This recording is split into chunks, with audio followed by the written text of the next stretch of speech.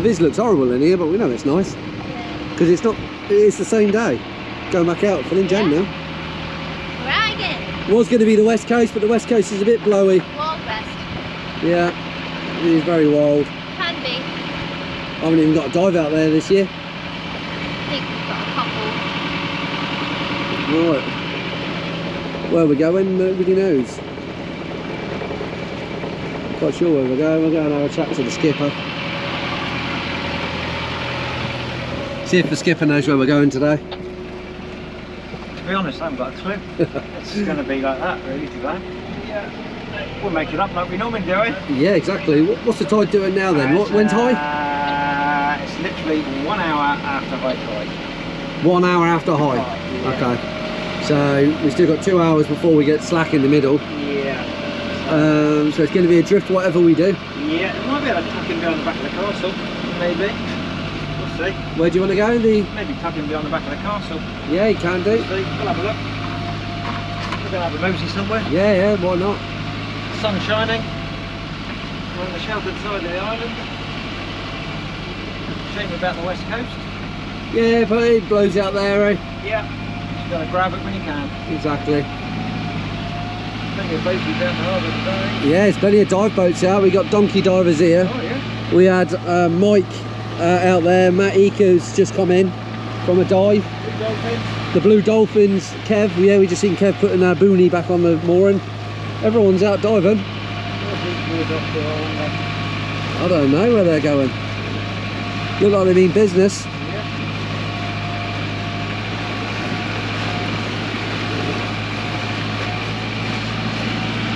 And as usual, it's absolutely heaving out here. As soon as it's nice weather and high tide, well, half tide up gets heaving because everyone can get out the marinas. It's alright for us. We can do more than that.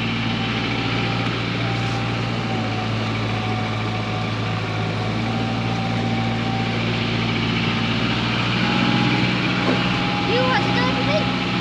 Yeah? We dive? Yeah, if you want to dive together, I'll dive with you. Happy with that. Who's getting in first? Jen's going in on that pod. I'm going with her apparently. Are you? She's just asked. Okay. Alright. I don't think well, I've dived with you two loads, but not just Jen on her own. Uh-oh. You've been lumbered. She's going to be the dive leader. That's it. Well, I better get my gear on then. Oh, looks like I might be going first even. Yeah, you might be going first. Let's go stick our heads I out. could do with a little extra time to get to clear my nitrogen. Yeah, I'll go in first. I'm going to go in first. I've got a nitrogen obligation. I've done a very slight deco first thing this morning, and then I've done a down to 3 minutes. Wonderful. So look at the people up here fishing. Great to see. What's this big talent doing? I don't know what he's doing. While we're motoring over to the Audames, I thought I'd come across this as the Great Bank and start side scanning. Look at that, all the grooves in the sand from the tide. Pretty cool.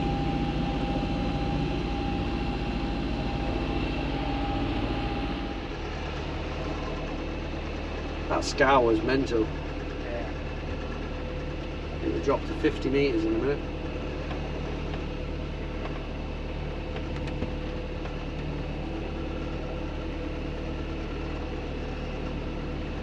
You know, it's a big one because of how far the shadow's shadow been goes, cast. eh? It's beauty. Yeah. That's a beauty.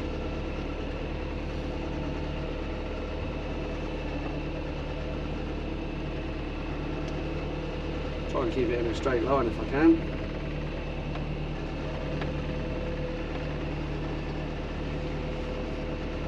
.37.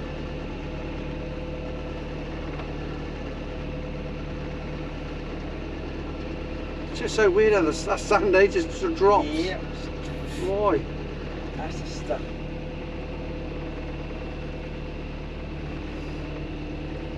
Huge shadows. I like when I see square ones like this, rectangular ones, but I know it's not a shipwreck. Well, I say that, I don't know if it's a shipwreck, it might be a shipwreck, but chances are there's just big old cubes.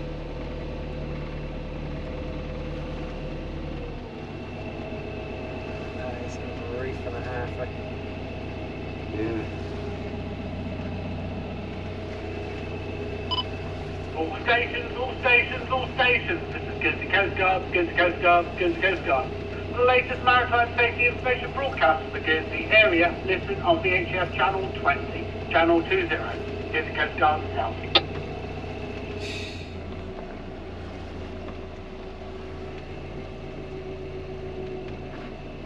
What I want to be seeing on here is about 12 or 13.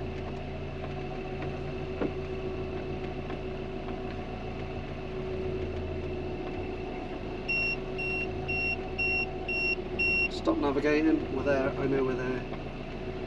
Look at that. 17.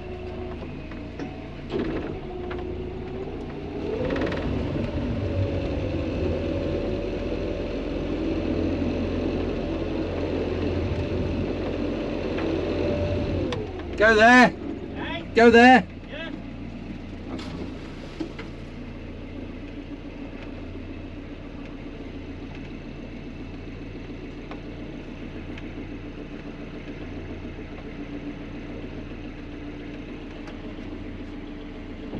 Don't want to go too shallow, just off the side of the reef.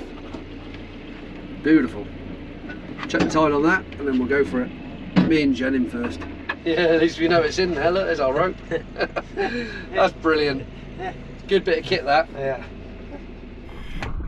As we get ready to get in the water, you can just see a catamaran there, one of the commercial fishing boats fishing for ray. Loads of rays around this area. It seems excessive that we've shot the reef. I mean, the reef is fairly large, but we always end up missing it for some reason. We end up dropping down into like 45 metres of water. Sometimes we don't even see the seabed and we're down at 45. So best thing's to just shot it and make sure you're definitely going to hit the top. It's quite nice at hitting down between 15 and 20.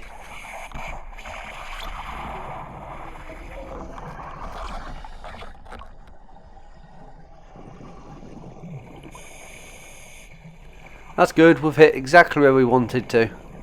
Basically it's one large head, but in between the heads there's a sandy patch, a nice sandy bank on the north side of it that drops right down into the deep.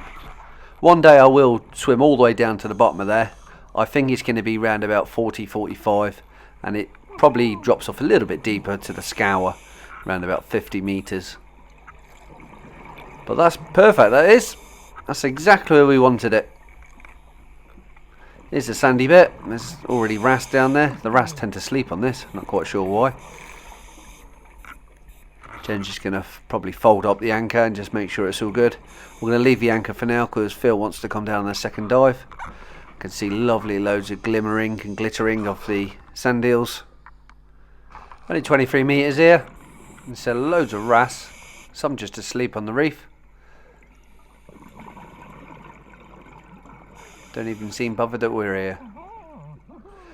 On this dive we're going to swim round on the western side and then drop off onto, hopefully get as far as the south side.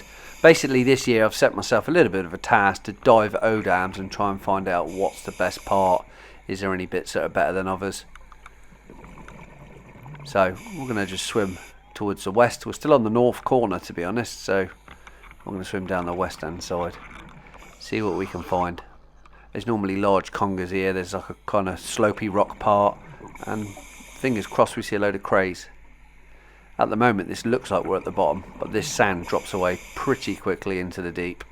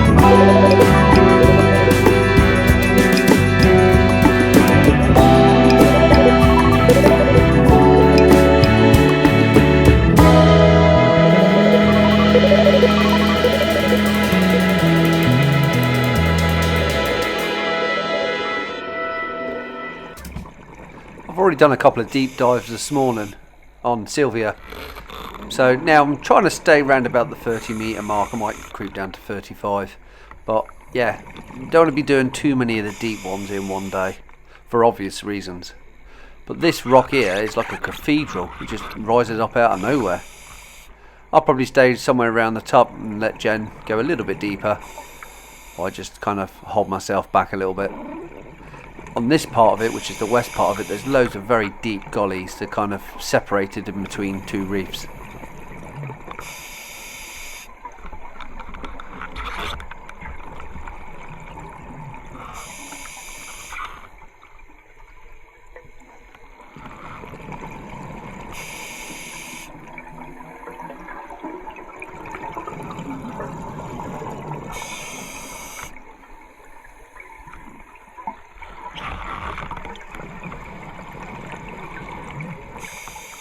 Diving huge reefs like this make you feel a little bit insignificant. I suppose it's probably similar to what mountain climbers experience with huge mountain ranges. It's just ours are underwater and we can float in any direction, drift up. There's no chances of us falling. I can imagine this would be really cool for climbers to climb up if it wasn't surrounded by water. Loads of tiny little fish, not quite sure what that is. A lot of them would just stay there and rest, wait until you swim past before they make their getaway. I suppose their strategy is just stay where you are until you're seen.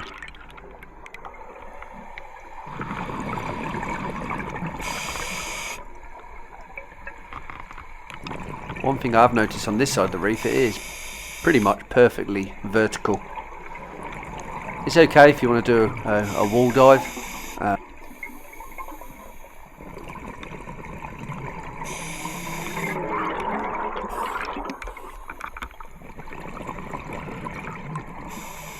Jen's taking lead on this dive. I'll just follow her.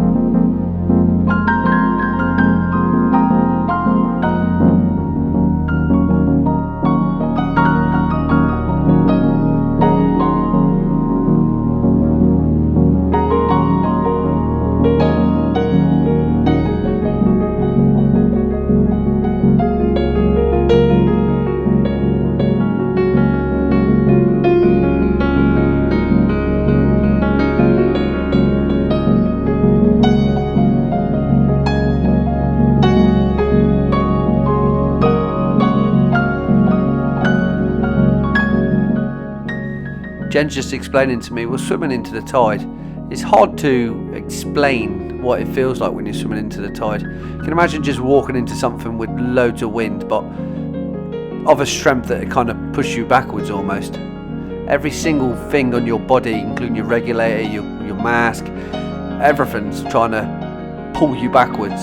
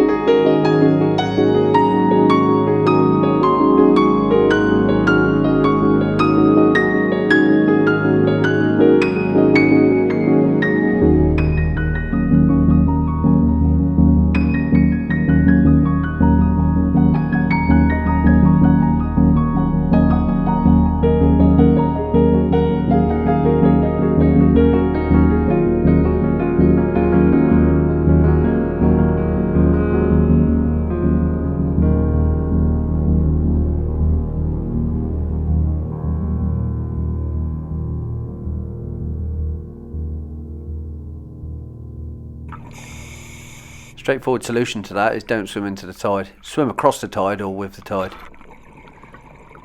2 ton pop blennies. So what we've done is we've decided to go back around the corner of the head. Once you come away from the edge of the reef, what happens is the tide's coming, it's hitting the reef and going up and over the top of your head. So you're kind of in like a kind of eddy area. This is why the fish can swim around so normally. They tend to find these gaps between the rocks where they're actually shielded from the tide. So now we're going to try and swim along the northern side, but maybe sort of one head backwards from there.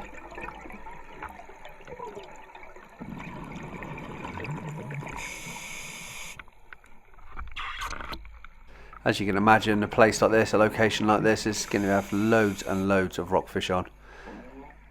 We haven't seen any monsters yet, but there's a lot of small ones.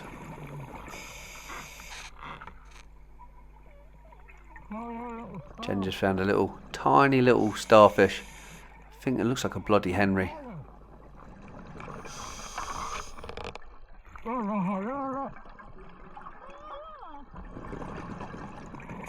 Yep, there's another one. They are little bloody Henrys. We've got 9 minutes left. At this depth anyway. We could shallow up a little bit and gain some more time, so I think we'll go up over the top. Yep, up that way.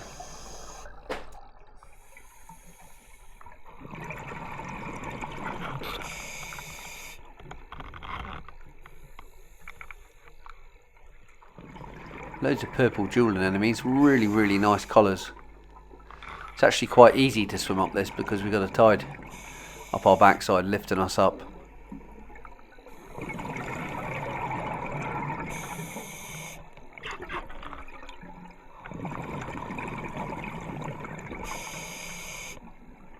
Again, we're now shallow, we're less than 20. You can tell by the seaweed, and we're going to enter another different sort of environment. Different area where different fish, different animals live.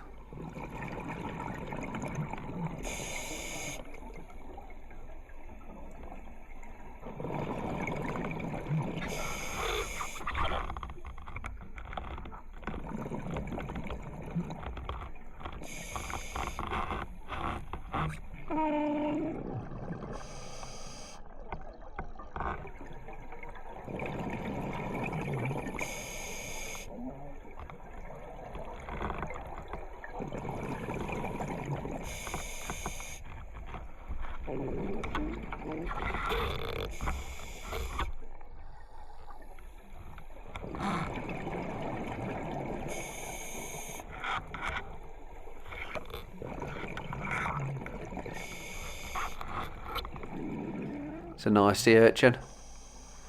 So if you're looking for stuff like this, or you want to know where to find certain things on a reef, obviously look where their food are. So sea urchins, they feed on seaweed, so they're 20 meters and less. Seems very simple, but it's one of them things. It's the same when you're looking for nudibranchs. Look for their food, because if you find their food, the chances are you'll find them.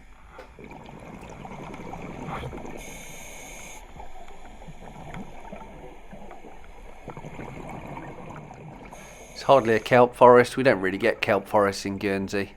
Well, I say we don't really get kelp forest. There is no kelp forest in Guernsey, but we do get this lovely golden kelp. It's quite nice to swim through. You do get wireweed, which is kind of stands up and kind of looks a bit like a kelp forest, but it's not a kelp forest. You can see now we've just swum down a gully where the tide is screaming towards us. I think we might have to change direction yet again. The fish don't care, they're just riding it. But they're a lot smaller, a lot more streamlined, and a lot more nimble than what we are. This is their environment, it's not our environment. So it looks like we're going to have to just swim over to the left, find some more protection somewhere else.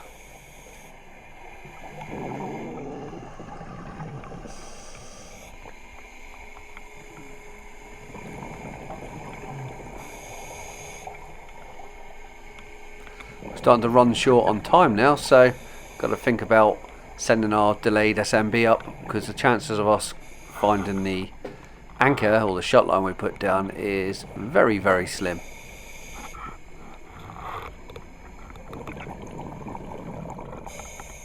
Gained 25 minutes, but we still probably have to worry about our air now, so we're probably going to run out of air before we run out of bottom time.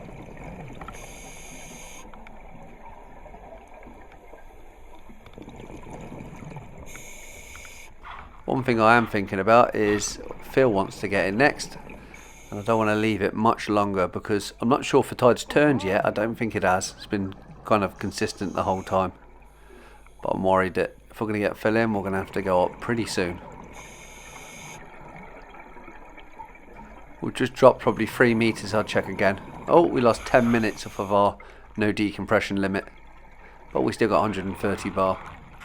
It's amazing that. Dropped 3 meters and we lost 10 minutes. This time we started heading up. Some more wrasse asleep.